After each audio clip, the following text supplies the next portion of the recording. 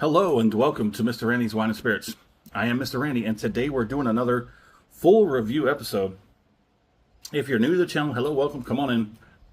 All my return viewers, you know I'm always glad to see you. Come on back. So yeah, let's get it. Today is going to be the full review. Today is going to be of the Proper 12 Black Reserve, rich and intense. We shall see. So coming in at a measly 40% alcohol by volume, it is finished in heavy charred bourbon barrels, triple distilled at 80 proof, which is a damn shame. So if you don't know the story about Proper 12, I urge you to go ahead and look back through my library and look for the OG Proper 12. I have a revisited Proper 12 video just to come back a year later and see if it's still any better. This is imported by IRA Born Spirits, Jersey City, New Jersey. IDA. So Ireland basically is Gaelic of land, land of Ire, like a beauty, and I forget the exact word for the translation. But let's go ahead and oh, I'm saying there's a laser code. I don't know if it'll come out. L5338 I think it's an I. Yeah, I think that's an ID. 001161603. Let's go ahead and get this cork popped. Organic cork.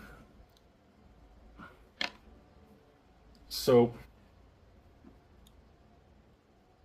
I was going to say something, but I'll hold on it.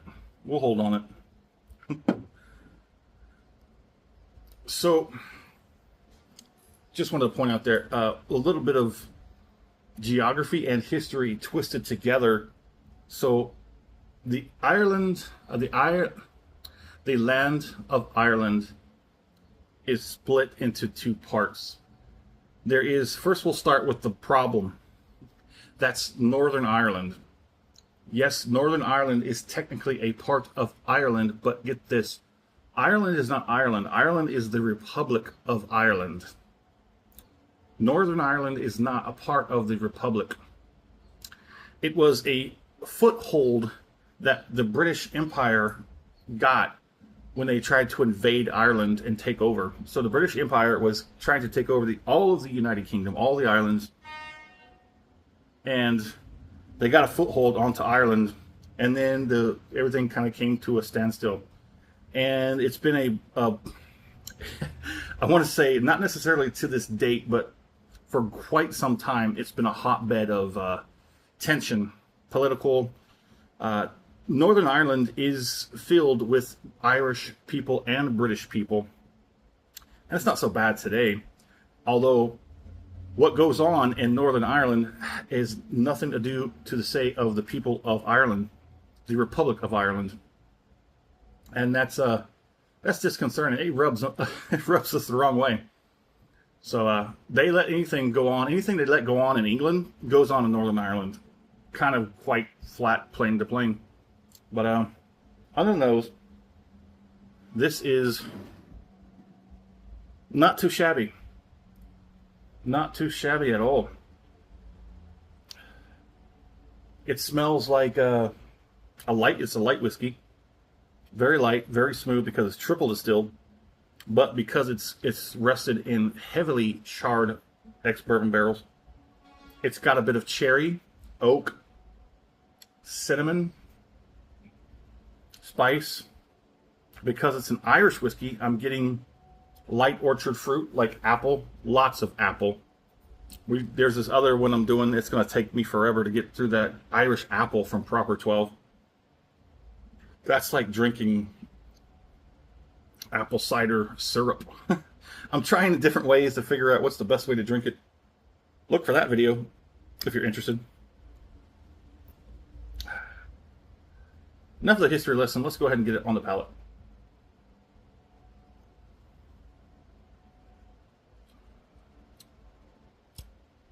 Interesting. transparency time. I absolutely did not care very much for it off the rip. Watch the off the rip video. Oh, I forgot. I do a 3-part series. Part 1, off the rip, get it home, crack it open, have my first pour, share my first impressions with you.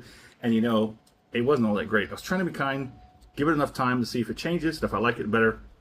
Surprise, I do. Part 2, full review time. After I drink it down halfway, I cork it, put it back on the shelf, let it sit for a week and a half. I've now brought it down from 2 weeks to a week and a half. Pretty much standard now, standard operating procedure. I let it sit for a week and a half while it opens up, relaxes, find its character points. I go online, find next to nothing pretty much on this one. We continue because we got to get it on. Come back, talk about it, score it, continue to drink it because part 3, final pour episode, thusly named. We drink it all the way down to the final pour. We have that final pour compared to the first pour off the rip and everything in between. I'm actually finding this a little more enjoyable at the halfway mark. I usually get about down to the second third is where I very much so enjoy the bottle. And that tells me all I need to know about it. Until we get to this final third, but then there's all kinds of caveats and stipulations. It's got a nice nose. It's very relaxed, very light. If you don't like hard edge whiskeys and whatnot, I would like to maybe see this done in like a only twice distilled instead of 3 times triple distilled. What about just a double distilled?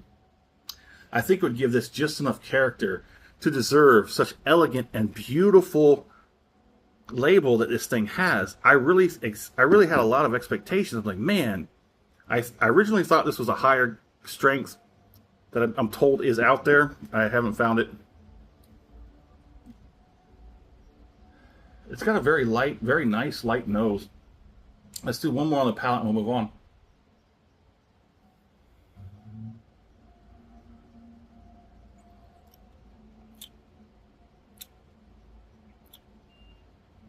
Pretty good viscosity.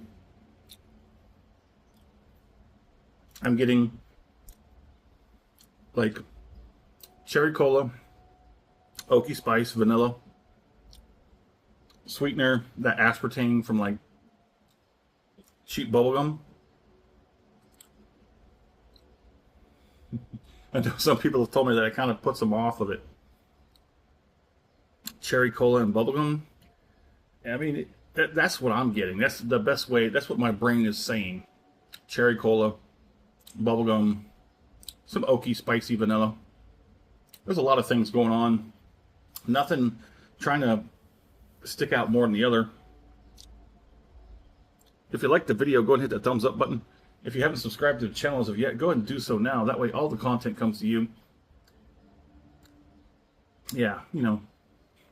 No, I'm not going to do it. Plenty of ways to tell the algorithm to shove off or toss off. Anywho, let's go ahead and do this finish.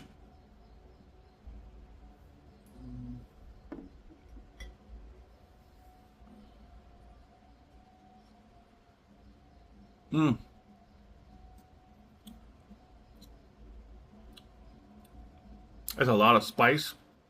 Not heavily handed, but it's like really all over the place. Like spicy apple. Like a crisp, juicy apple. With a lot of cinnamon spice. So I did slip right over and missed a few points. So it did say it was heavily charred in American ex-bourbon barrels, but it didn't mention that it was for 4 years. 4 years. Not bad. The average is, the standard, legally the standard is 3 years. Sometimes you see a 5. 5s are pretty good. Also, I paid $45.45 out the door. We're going to get to that in a moment. This finish is actually relatively nice. You're getting some pretty nice apple forward. A little bit of cinnamon twist on the back end of that. Like, not that it's that sweet cereal kind of Apple Jacks, but that's what I'm thinking. That's what's bouncing around in my head from that apple and the cinnamon. It's like that Apple Jacks without the cereal, like a little bit maybe, but not heavily handed. The finish is mostly effects, like I said, light-handed with the apple, and then the cinnamon even less, but then a little bit of oakiness.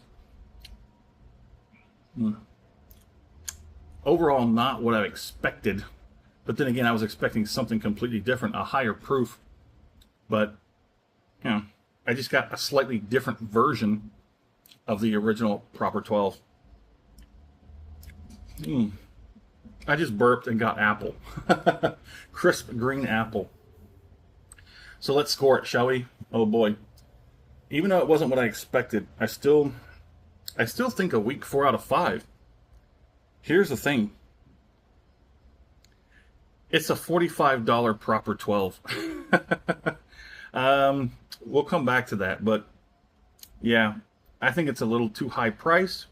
It's a little too light on everything, really. There's a lot of apple influence in here, so you gotta like that.